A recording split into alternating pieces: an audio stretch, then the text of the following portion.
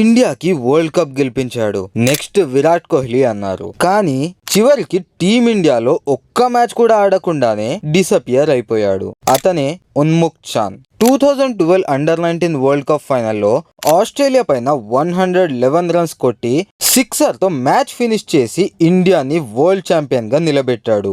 దెబ్బకి దేశం మొత్తం అతని పేరు మారిమోగిపోయింది.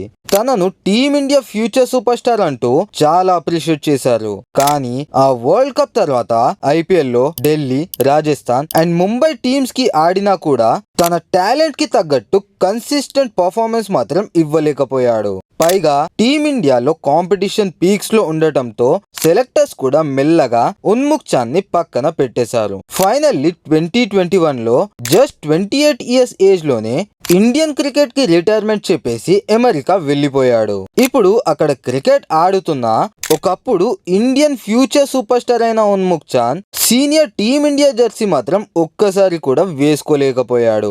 మరి మీ ఒపీనియన్స్ ఏంటి? ఉన్ముక్త్ చాంద్ కెరియర్ ఇలా అయిపోవడానికి మెయిన్ రీజన్ ఏమై ఉండొచ్చు? కామెంట్స్ లో చెప్పండి.